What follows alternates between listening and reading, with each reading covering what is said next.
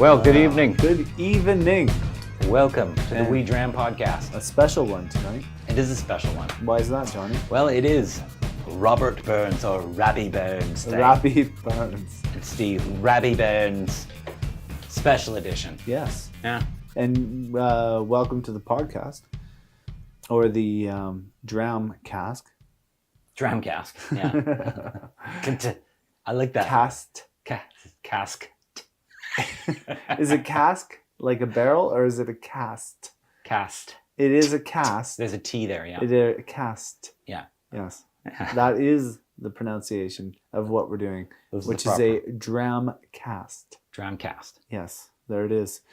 And we're celebrating the great poet, and it's probably worth mentioning that this is a companion project to our YouTube channel. Mm-hmm. And just previous to this, we did a short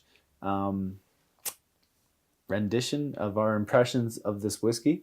Jonathan films, I speak, and then Jonathan and I get together afterwards and we have a discussion about the whiskey. And the idea is that Jonathan has a chance to explore what the whiskey is all about. And I join him on this journey and we discuss it and move towards a few other things like a comparison scotch. Comparison scotch, yeah. And very important. Later in the show, we're going to do a quote of the night and have a little discussion about Robbie Burns and the culture around his work and how it ties in to Scotland's culture and whiskey drinking. Exactly. Yes. Probably won't be super in-depth, but no. It's just our feelings and thoughts of right. what we've come across. It's our first, by this time next year, maybe we'll know a little more about Robbie Burns and his work. The truth of the matter is, when you sit down to read his poetry, it's a real challenge because it's like 45% Gaelic, and it's difficult to understand exactly what the meaning of his words are because, you know, you can get the essence of it and you can catch a few things, but we're English readers sort of interpreting a Gaelic text. Mm-hmm. Whatever it is, whatever was happening around 1760 to 1790 when he lived, you know? That's right. Yeah. Okay. Yeah. Anyway. All right. Well, so on to the whiskey. Isle of Arran, Isle of Arran. 43% alcohol by volume, extremely light in its the way it looks. No, very, it's a little very bit hard to tell in this. Yeah, light, difficult in this light, but it's you can tell right off the bat it is lighter. Yeah, pale, delicate, gold, honeyed hues. Lovely to look at. And it smells like honey too to me. Isn't it? I know the bouquet when you got. I know. It to me it's reminiscent of the Dalwhinnie. Yes, I would agree. Like the rolling hills, the big long blades of grass and the wildflowers. That kind of yeah. Honeysuckle. Yeah, no trace of the sherry at all, in my opinion. If there is any, but probably. I mean, that's a good question. I don't know what barrels this takes, and I couldn't even begin to tell you about that stuff. Well, I'm just happy that it doesn't smell like sherry. Yeah, and it doesn't come off like that. But it's dried sweet cherry still, fruit, though, isn't it? It's still sweet, but it's not sherry sweet. The entire time I stayed away Honey. from citrus, I stayed away from orange, I stayed away from apricot. There was none of that. Like, you know, I kind of wanted to talk about that, but it wasn't there. Like what I had was creams and honeys and floral. And in abundance. That's what this was all about to me. And as we were talking about previously, when I drank the Isle of Arran earlier in my, way back 25 years ago. What did we have? Do you remember what the bottle was? It was just called Isle of Arran. Or the Arran. Or the Arran. 10? Wasn't there a 10 or 12? I just know that it was all about Arran. Okay, yeah. And it wasn't a very nice looking logo. Like I don't really like it. Like it's on the top of here, right? Same thing with that capital A with the slant over to the right side. Yeah, the A just handwritten. Could have done something better with the A, but yeah, and that again, we talk about stuff like the graphics that kind of matters too. Like looking at this, it doesn't look like much, really, does it? I mean, it's kind of cool, it's unique, but for whatever reason, it doesn't scream quality. No, the box is not. Yeah, that cylinder is a little. It could be subdued. Doesn't look like a Scotch. No, it has a reddy sort of red wood looking top to it, like kind of a emerald almost. It's a glowing amber emerald color, and then they have a little of that sort of burgundy throughout the bottle and the cylinder, and then they have some sort of you know, his photo, like kind of faded into the back sketch. Yeah, I mean it's nice, and I don't know, it stands out in some ways. It reminds me of a wine more so. Yeah, maybe a little bit, eh? Yeah, maybe a little bit. Okay. So you've had enough nosing? I've had enough nosing. So you ready to have a taste? I'm really interested in tasting this. Well, let's give it a taste. Cheers to Robbie Burns. Robbie Burns.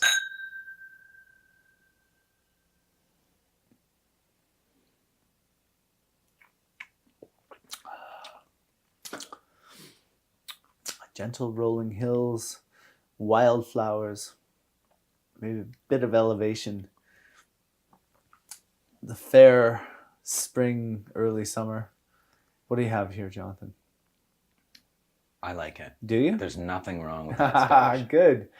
Okay, good. That's a relief. It's always a relief when we're fairly on the same page. You know, that always makes me feel like you're now either, you know how it is. I can get into all the other, but initially it feels very supportive. It feels good. Well, what I like about it is that, and maybe I'll get a little influenced in the little research that I was doing. It did it reminded me of the Dalwhinnie, so I might be really excited about it. But it's got a nice overall flavor. It's soft. It is just like it smells. It's got that nice, and it's not harsh at all, but it's still big. Yeah. When I was swishing it around, I could taste a lot of fun stuff going on there, and it's still with me a little bit, and it just kind of washes out in the back of your throat, and it's nice. Yes. It's a good finish. Yeah. Yeah, it's not a complex finish, but it's a delightful thing, right? From beginning to end, it's not invasive, it's engaging, it's delicious, and it's simple in a beautiful way. Yeah. You know? That's a good way of putting it. Yeah. Yeah. It is a lighter Scotch, but it's still got a lot of punch. Mm-hmm. But it is a little less than what we're used to. But and it's interesting to think of this at alcohol by volume 43, because it does have that extra little bit of... Do we even talk about that? I don't even remember. I brought it up, yeah. Definitely mentioned it in the video. Sorry, and so it is 43. Yeah. Well, that's a good sign. They didn't totally, wimp out. 40 and... Yeah. But it's so 700. that might, you see that, do you know that little bit on your tongue after you swallow it, and that little bit that sits in your mouth after it's gone, I think might be that additional alcohol. I really believe that. Yeah. Where it's just that extra little bit of just like experience. It's like, it's almost like the fizz in a fresh 7-Up, where it's like, oh, that's just freshly poured and it's perfect. You know what I mean? You're missing that. You're right. Like Scotch companies that cut it back. Yeah. There's a little touch that's just like, oh, I wonder what it could be. Except if you're like a Lafroig 10, though. We've noticed they have done that for their bigger bottles. Oh, yeah? Oh, right. Some of the duty-free ones, right? They're like 40%, 1 liter. But that makes no sense at all. No, but you know what? It probably does cut it back. Because it's so strong, maybe it's hard to notice. But this one, like, good on you for doing the 43. Yes. Yeah, absolutely. I'm kind of tired of those 40%ers. They're like a shocker. It should almost be like, let's just stay away from them. Yeah. Yeah, if you're getting a 40% bottle of whiskey, there should be a reason for it, like, I don't know how to explain that exactly, but yeah, why do that if you have options, No. But overall, wow, I'm really, really happy with that. I'm almost tasting a buttery bit in the mid-range. It's kind of that thick liquid. Like it doesn't have a good mouthfeel, like a quite thick. Yeah. Yeah, better mouthfeel than what I would expect from a non-Isla, non-Talisker, it's, why does this have such great mouthfeel? It is an island. It has its own things, but for such a mild, delicate whiskey, it almost shouldn't coat the mouth in the way it does and sort of remain after you've finished drinking it in the way it does. It sort of hangs on in such a really lovely way. It finishes perfectly, It really does. It really does. And that point about being an island Scotch too. Like, yay. Yeah. We've hardly come another across great island. Yeah. Yeah. If you drink whiskey from an island, it's probably going to be better than whiskey from the mainland. I mean, so far, as a generality, from what in we've terms of our tasted, palate, yeah, our palates determine that. For sure. Yeah. So agree. impressed with anything off the mainland. Well, did I underpunch? Not that the stuff on the mainland is bad, because we've obviously Dalwhinnie we just talked about, awesome, but the island scotches, they generally have something different, more unique. Yeah. More unique. They go or unique. I don't think you can be more unique. I think you can only be unique. Sure. Yeah, that's true. You know, like what is the where do you cross the line there? Uniquest? The most extreme unique. Totally. Right. Gotcha. Well, I was going to bring up the point that maybe it is a 4 because it's not expensive. It's not expensive. It's So am I going to go back and change that now? Or change it when it comes? Because this will be like, it was determined in the podcast. Under further discussion. It was like, because I really think, so I almost need just your push to say, no, actually go ahead. You know, this might be, I mean, given the fact that it's not expensive. Right. And it's easy to gain access to it. Like, you can almost always buy it from any store, which is good. And what more do you want? You know? Mm-hmm. Better packaging. Yeah. That's about it. Right. Yeah. A little under, and the cork. Cork's a little weak. Yeah. Why is the cork weak, though? Why is that? I don't know. Is there a reason for that? I don't know. I guess it would take a second bottle of Robbie Burns, where we just sort of. So you agree, right? You didn't even hear anything there. It just slipped out. It just slipped out. Slipped out. It's like it Can fell you even out. hear that? It's just sitting on and it just fell out on its own. Yeah, I'm like no, you didn't 2 inches away from the microphone. That's it. That's all you get. There's nothing. You have to work it to get a pop. Yeah, you do. Yeah. That's horrible. It's not. It's. All right. Wow. That is fantastic. I'm so excited that is an like. Just going back to that Isla thing or the islands thing again. That's what I've always hoped for. And there's one further out in the Hebrides. We haven't. But I want to hunt that down. It's got some weird sheep on it. Yeah. I've seen. Gotta try that. And just is coming around now. Right? Would that be about the only one left? Like on the islands? Well, we got to try Scapa. We haven't tried Scapa, again, but we have had Scapa, and generally it's not been. Well, and are we missing like the ancient Isla whiskey that's like defunct and now worth thousands of dollars per bottle? Which one? Like Port Ellen? Yeah, but the original Port Ellen. We do have a Port Askeg. What's Port Askeg? Port Askeg's the one I brought back from my trip down to Palm Desert. Oh, why did you bring that over? Well, I keep forgetting. How can you keep forgetting? Because I just don't have it on display at home. It looks so cool out there. Well, it would, and a good thing I didn't bring it over before the shelf fell. True. Right. So that would have been one that would have been and that would have been almost irreplaceable. All right. Not that it was so expensive or anything, but I've never seen that anywhere. Yeah. That's why it had to be. Yeah. It's too bad I didn't reveal that one in a Navy SEAL. Yeah, that's true. Well, that would have thrown you right off. Yeah. You didn't even know that existed. That's true. Maybe you did. I don't know. Well, no, I don't think I do. Anyhow, I'm looking forward to it coming. It'll be fun to have here. Yeah, another Isla. Really. Yeah. Anyway, well, so just more, more diversity in the bar. So why do you think they do that? Why are we going? Okay, let me try again. All the islands, right? They've singled out Isla. Why do they do that? Because Isla singled itself out because of the quality. And because of maybe the distilleries on it. You think it's one and the same? Well, yeah, but hold on, because then why wouldn't you apply that same reasoning to Talisker or to Lachig? Or to Aaron or to Robbie Burns here, for instance, right? Like they do carve it. They're doing their own thing. Why doesn't it Aaron, Isla, Sky, Mull? I mean, you can't argue why, because it is what it is, and that's determined by whatever the microclimate is on Isla. It produces extraordinary whiskey. For sure, not disagreeing. So therefore, your answer lies not. You don't have to question it. But each island seems to have its own flavor going on, right? But one flavor set seems to be superior to all the others. In Isla. That's why it's called Isla. Because there's more than one distillery. That's my guess. It has to be. Because all the other ones only have one. Therefore, you could say that region, what do you mean that's why they call it Isla, though? What does that mean? Because there's so many different distilleries that have a distinct Isla flavor. But they name the name Isla before the distilleries arrived, right? Yeah, but they don't call Lachig Mull, or they don't call Talisker Sky. Oh yeah, but they don't call Lefroy Isla. Don't they? It's an Isla But malt. it's just like saying Lachig's from Mull. No, I'm saying you say Lefroy's from Isla. Yeah, but I'm saying like on a whole, you've got like, so each of these islands, all the islands are different, are they not? Yes, they each have different characteristics. Right? They do. And tonight, tasting this one, I feel like, yeah, sure, it's got its own thing. And if that's the only one on there, I would say they did a really good, I mean, Aaron in general, but if that's the only one on there, they did a really good job in representing a unique island flavor. Right, to add to the rest of the island bouquet. Right. Including the many, many islands.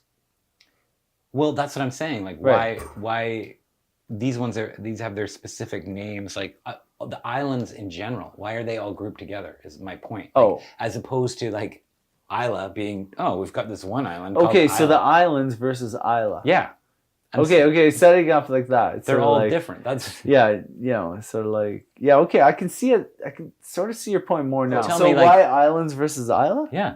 Well, because there's almost, if you add up every single island, it almost sort of like matches just the ones from Isla. Like you have enough diversity between Talisker, Mull, Jura, Arran, Highland Park, and Scapa, plus whatever's on the other Hebrides. I think that's everybody.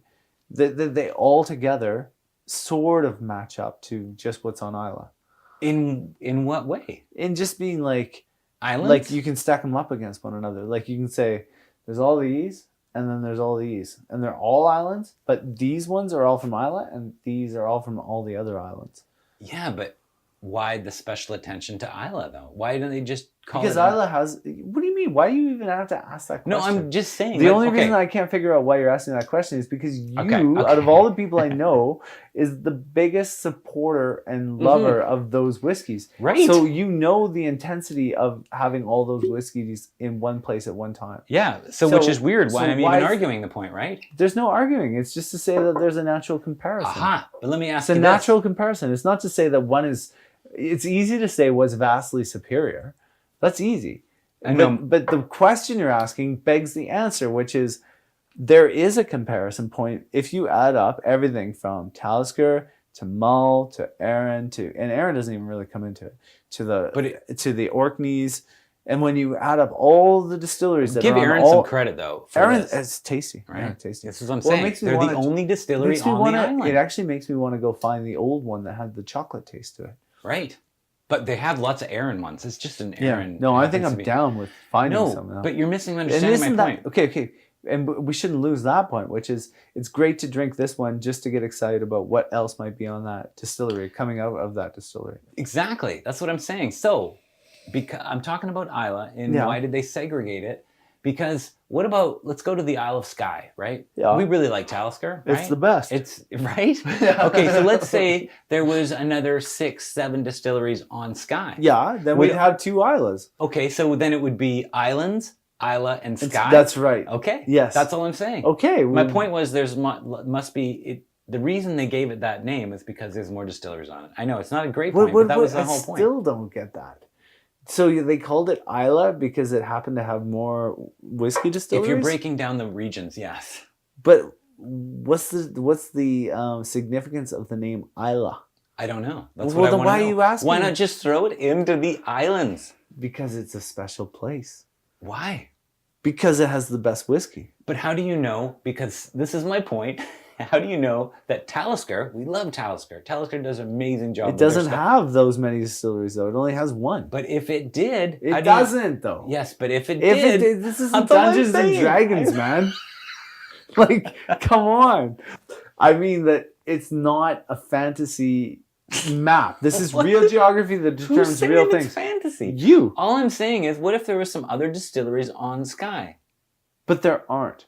Therefore, it's not Dungeons and Dragons. There isn't a half-elven character that is off in the forest ranging and picking out the best horse for his dwarf companion. Okay, it's not like that's a real thing. Therefore, you can't say that there's any more distilleries on Talisker because there is only one distillery on Talisker. Okay, all I'm saying Therefore, is... Talisker gets grouped in with Mull and the Orkneys and Jura and any other island. Just because there's only one distillery on the island. Correct. That there's a limited amount of distilleries. That's all I'm trying to get my point across. Is that because there's only one distillery. if there were more than one called, you keep coming back to this point about like this Isla is called Isla because it has more distilleries. Yeah.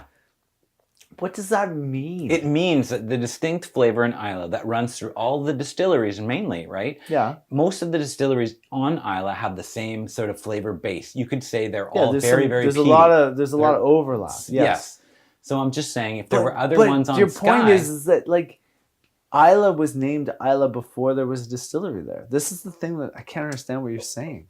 It doesn't matter. It doesn't matter what the name of the island is. Right. I'm just saying they singled that out just because there's so many distilleries on there. Yeah. I'm saying you can still lump Isla in with the islands because if there were more than one distillery on Talisker, right, it would make it may have the Talisker essence. Yeah. Right, but it's not. It might be completely different, but still really enjoyable. Fair enough. That's all I'm saying. I'm completely on line with your point.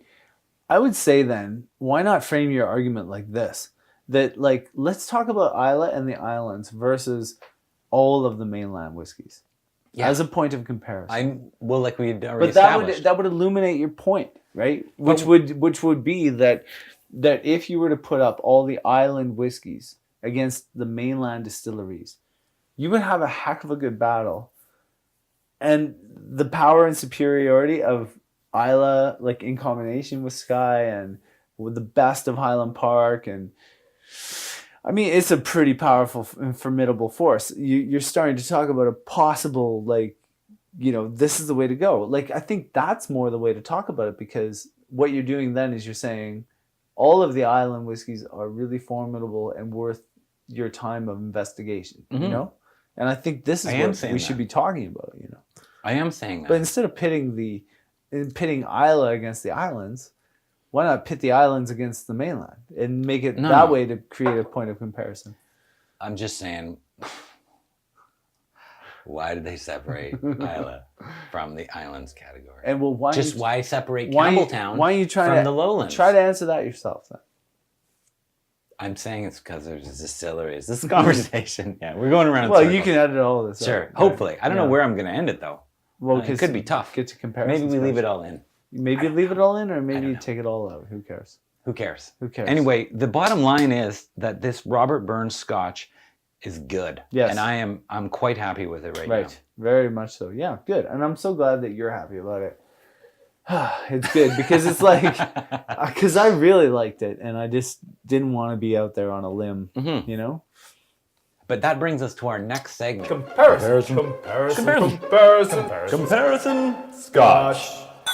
So we had already kind of spoke about this a little bit before, but I have in my head, I think I had 3 that we could go up against. Mm-hmm. So do you have, how many do you have? First of all, do you have any? Just one. Just one? Oh, really? I mean, when I really, I just don't think we can get away from it. Really? You don't think we can get away from it? No. Well, I don't think anything compares to it except one thing. You know what it is. I'm interested to hear your other 2. Okay. Do you want me to just tell you what they are? Your other 2, yeah. My other 2. So you think we have the same? Well, yeah, one of them is we definitely. Know, okay, so you tell me what the one you have. Dalwhinnie 15. Dalwhinnie, for sure. That's on the list. We got to do it. Almost. We almost got to do it. Well, we do, but I'm going to give you some alternatives. I'm interested, though. I'll keep my mind open. Yeah. I think we could also go to the Jura. Just because it's on the other side, it's a different thing. It's an Isla Scotch. Yes, I like it. I like it. Yeah, actually really better than I thought, for sure. Yeah, it's really good. And then the last one would just be the Lachig, just because it is another Isla. Like if we're going, I think too much. But I like the thinking. But I think Jura works better if you're going to go that line of thinking, which is instead of trying to match its character and nature, we're going to try and match its region, like its regional output. Mm-hmm. Okay, good. I like it. Well done, man. Well done. But I would be super happy with that. Yeah, anyway. We got to. Why? Because nothing else made me feel like what this made me feel like, except for Dalwhinnie made me feel like that in spades. I really still think Dalwhinnie's better. You think it's going to blow it out of the water? I don't think it'll blow it out of the water. I think it'll be a great comparison scotch. All right. Instead of thinking battle whiskey, this is great to think about how this is like going to be complementary whiskeys that make each of our whiskeys better for having the whiskey that we originally had. Okay. And that is just as important as like what is better or what's worse or I agree. Whatever. You know what I mean? Okay, so it is going to be the Dalwhinnie 15, and I am looking forward to this. Well, listen to that cork. Oh, lots of squeak, lots of funk. A good thunk, good bassy. We're here to protect you and all of your offspring type cork. Nice. Is that pretty good? Yep. It's darker in color. Is it? Not by a heck of a lot, but by a little bit. Mind you, it's much darker in the room all of a sudden too. All right, kind of hold it up to the light what I can. It doesn't, yeah, no, it has a more of a, but again, that gold color in there, it from my memory of how it tasted, it still has that kind of golden sunshine look. Very like sun. Bright afternoon. The ground that's, you know, producing the scotch has just been drenched in sun all day long. Like those wildflowers, the big fields, that kind of stuff, you know?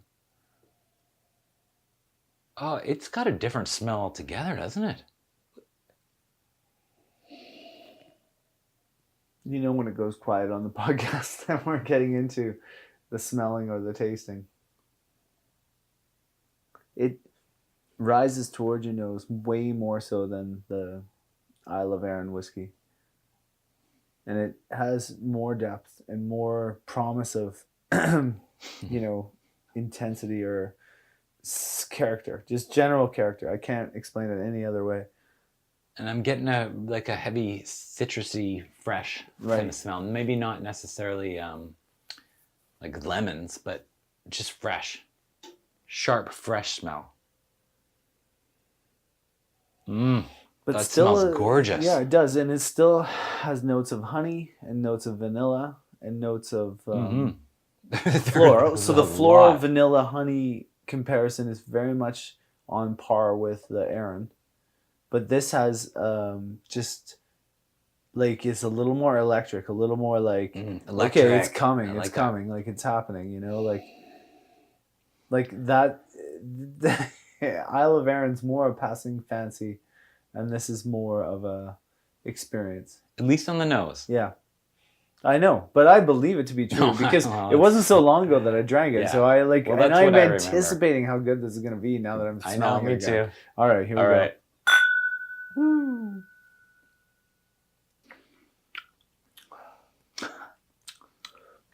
Yeah, I think exactly what we thought. Just more amped up, man. Just yet different. It is like if it's an quintessential mainland sort of scent to me now. Like this is what I identify with, you know, the mainland. If you're gonna do it, this is the way you do it. Yeah.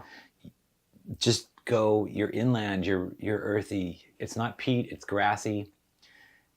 But anything but the peat sort of thing. You know what I mean? Like it's got the island essence. Well, I think that a lot of that earthy, all that comes from the barrel, right? That's very much for me the when I think about the malt, like the actual thing from the field, the grain that was taken, the malt itself, you know, the barley, I guess that's what I'm getting at. Yeah. Like that toasted barley. Toasted. Yeah, it has that, good right? Toasty. And I had that a little bit. But not smoky, right? No. Not smoky, but smoky. Not peaty, but peaty, right? Like after smoke, like kind of toaster smoke. And then it has like... Yeah, it does have has that.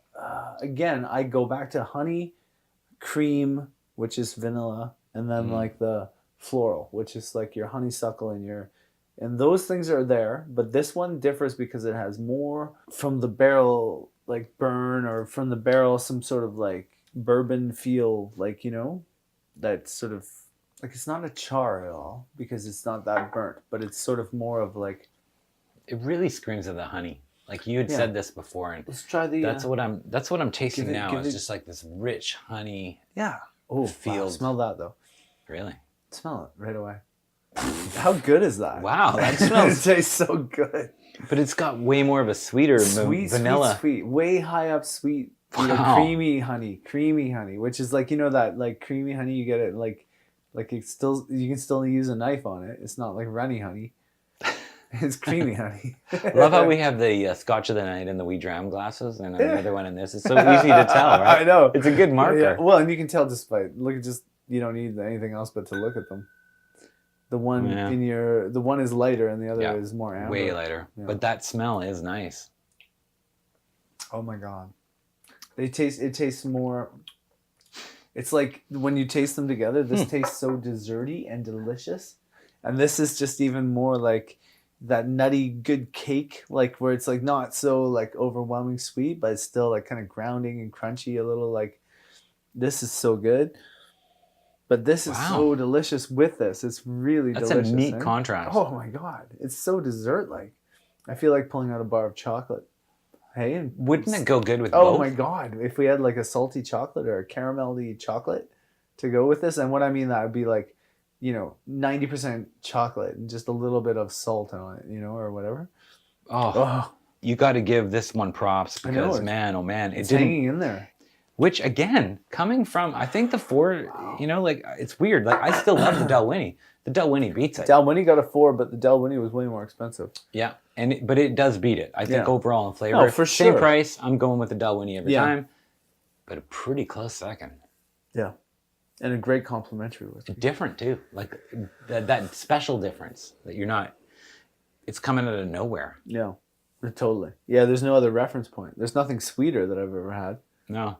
This is the sweetest whiskey I've ever had. Which is surprising because generally we don't like those ones. No. But we didn't think the gentle whiskey or the gentle dram, which is how Dalwhinnie markets itself. If you think about that. Is that what it is? Yeah. The gentle dram.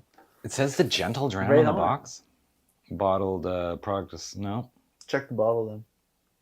It's definitely on there. Product. Oh, gee whiz, I'm not going to... Oh, wait, right on the top here, you're right. The Gentle Spirit. Ah, the Gentle Spirit. Nice. So if it's calling itself the Gentle Spirit and we've identified a spirit that's gentler and more delicate than it, and sweeter, then, maybe we should be writing in and saying, look... Right, which doesn't sound What good. does gentle even mean, It doesn't... Yeah, this Scotch doesn't make the Dalwhinnie look so good. Still great though. Still what do you great. mean? Yeah, what does it do? I'm just saying, like, because of its price range. Then at that point you're like, right, I'm probably going to default. Yeah, I'm going to default to the it's like the poor man's version of the Dalwhinnie. Kinda, but not really. Yeah, it not isn't really. Just different. The Dalwhinnie has a lot, but so different in comparison to most of the other Scotches that we've had as far as island Scotches go. Then back to the mainland. Yeah, it's better than most mainlands. Right, and so then you start saying, okay, alcohol is 43%. I don't think it has any unnatural colorant, considering how pale it is. So those two things are positive, and then you say it has a very unique flavor and a good price point. Yeah. And when we say unique, it's universal, meaning I don't think you're driving off anybody. Like if you were to choose any whiskey, how could you choose a better one for somebody who maybe doesn't understand or know whiskey? It'd be a great first one because it is so sweet. So you're getting some of the things that are whiskey in it, but yet you're not gonna upset anybody or freak them out or throw a Talisker down their throat and just see how they react. This may be the first time where we've had comparison Scotch where I have not seen a clear winner, all things considered. Oh, interesting. That's the last. But I think we said earlier that the Dalwhinnie was superior. Yeah, but if they're both 4s, right. I'm saying they're like equals. There's no star difference. There's no glass when difference you lay out every single variable, that you begin to really pull these two into a tighter circle. I hope that's an interesting point. It would be really good to try this down the road. I think that would be maybe another wee evaluation that we can do. All right, then. That's excellent. Okay. Let's move on to the next segment, which is Quote of the Night. It's an excerpt from Scotch Drink by Robbie Burns. Robbie Burns. O thou, my muse, good old drink Scotch. Whether throw Wimplin wormest thou jink, or rich-bound realm o'er the brink, in glorious fame, inspire me, fill I lisp and wink, to sing thy name. Not bad. The second one. Next, Jonathan. Freedom and whiskey gang thegither. That's on the So- that's on the Isle of Arran bottle, the Robbie Burns bottle. That exact. Oh, is it? Yeah. Okay, that's well, I it. got That's that it. from the Yeah, website. Cool. Freedom and whiskey gang together. Gang together, come together. Yeah, actually, I don't mind that. Well, I mean, I might not have that right, but that's the one I'm gonna go with tonight. The only reason I chose the other one too is because I it like has the other scotch one. in it. Here, do that one. Do that one dude, again. do you want to try reading No. it? Okay. Okay. I'll try. All right. You ready? Yeah. O thou, my musel, good old Scotch drink, whether thou wimpling warmest thou jink, or richly brown ream o'er the brink, inglorious fame, inspire me, fill I lisp and wink, to sing thy name. Or freedom and whiskey gone together. So random. I have no idea what he's talking about, really, except the first part, the first line.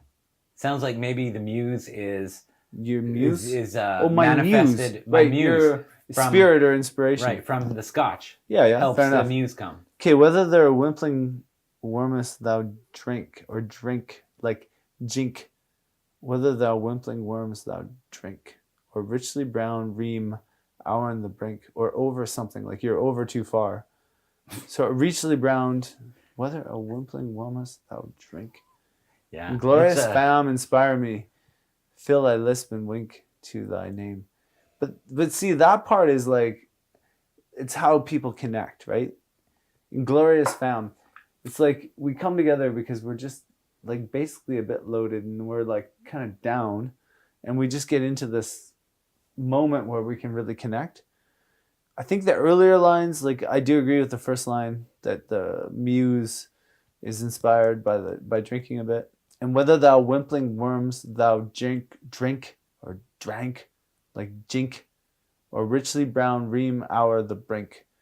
The second line to me out of those two means that you can sometimes take it a bit far and it can take you over the brink, but that also means that when you take it over the brink, you like change what it once was, and you can change things. You can make things change by coming together and celebrating and really getting into it.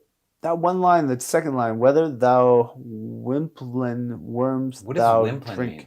I don't know. What, you got any guesses on that though? That's Because wimp just brings up such a strong connotation in our language that it's difficult to get by it. So it's hard to think that. And when you put Something weak. wimp and worm together, you're all of a sudden in this, like, it just sounds bad, you know? So I don't know. feebleness. Yeah, Okay. pretty much, yeah. So I don't know. I think we broke down some of that. I like the second one, though. They come together. Freedom and whiskey come together. Essentially, I think that's what they're doing that. So they're both good. So what do you think? I think the second one is probably overall more relatable for me. It's Now that you've defined together for me. I could be wrong, right? Like, you know that, right? Well, whiskey gang together. yeah. They gathered. It does Together, make sense. I never really gathering looked at together, something like that, right? We all come together, it. or, you know. There were some other things.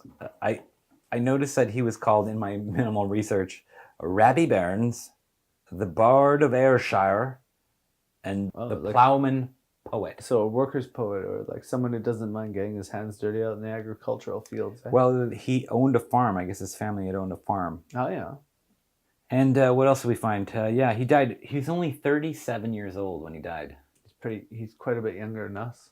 Yeah, apparently he had some sort of heart problem. So he was kind of destined to that. And apparently he liked his scotch. So Right. In fact, you were saying that he might have introduced a majority of Scotland to preferring. apparently like, he drinking changed the whiskey. whole general opinion of the Scots people to like scotch. They're like, embrace the thing that you do best. And they did. And so did the rest of the world. So that's fairly significant. Yeah, I would agree. I mean, he could, really. Everybody has to, like all the Scotch lovers and the distilleries all have to give him some kudos there. Major props. Yeah. He should be getting a little bonus kick back to his estate. in maybe memoriam not. or Yeah, something? probably not. Do you know what song? Like, so he wrote songs and poetry, and do you know what song he's most known for? Was it a Beatles song? No, it wasn't a Beatles song. No, he wasn't involved in any of their writing. No, not as far goodness as I know. gracious! They I thought didn't. he would. They might have quoted him. Hey? Though. I don't know. It would have been good. So he's Song? most known for. Now I'm going to butcher this, but is it "Old Long Sea"? Oh no! Dum, bum, dum, The New Year's dum. See, song. yeah. I knew that. I did know that. Yeah. So that's a pretty big deal. It's a big deal. Which is appropriate because this is the new year. Well, about 25 days into the new year, but 20, yes, yeah. but yes, Mhm. we're certainly in at least the first, of the 12 months for sure. Yeah. Closer to the second. But what else is there? There's a couple other citations. notes maybe we could talk about. However, his most passionate odes concerned his two great loves, women and whiskey. Women, there you go. Yeah. Yeah, that says it. He became an excise man, a whiskey tax collector, to supplement the income for his poetry. Fair enough. That's kind of... So poetry wasn't paying the bills. I had to get Poetry and another job. taxation. Second job. Yeah. And that's about it. There it is. We covered it. Well, Robbie Burns Day. And what a great... You know what? It's fantastic in my mind to think that it's the Robbie Burns Scotch. We've never really experimented too much in it, and we had it on the celebration day in January 25th. And Or in this case, the 17th, I think. I better switch glasses. I think And this is the Aaron here. And it was impressive. Yes. It wasn't a letdown. I was honestly thinking, like, this is going to kind of suck. But not bad. Not bad. Good job, Robbie. So let me tell you what the next fortnight's episode is. Excellent. It's the Boonhaben Irian Nigrian. Let me try that again. Let's see. Igrini. But you can know it could be anything. It could be Masawas Nick Noba. Irig Nag Na Irig. Granging. Gregnig. Yeah. But you know what? It's Not Gaelic. Gregnig? It's not going to be that way at all. Erig Na Gregnig. All right, so that's next. Look forward to that. And then the following week, that a lead? we're just going to do we're going to do another Boonhaben, which will be kind of fun. But we're we're doing back. the Boonhaben. aren't we? Boonhaben The 12, their staple, which is supposed to be top stable notch. Scotch. Yeah. Well, so that's going to be fun Yeah, too. something to look forward to. It was a great night. I really wasn't looking forward to that. Pleasantly surprised. Really happy about that. Yeah. I'm going to consider that next time I'm in considering a Scotch line. Cool. Honestly. Right on. Yeah. So it was really good. So thanks for joining us. Yes. And we'll see you soon. And see thank you you for soon. all the support. And please reach out and let us know what you think and tell us how you think we can improve, because we're always open to feedback. Oh, of course. Yeah. Feedback, comments. Great. to Whatever. have some Get comments involved. there. It's fun. Chat with us. Yeah. All right. All right. I've got my Scotch glass. You've got your fist. There we go. Wee Dram. Wee Dram.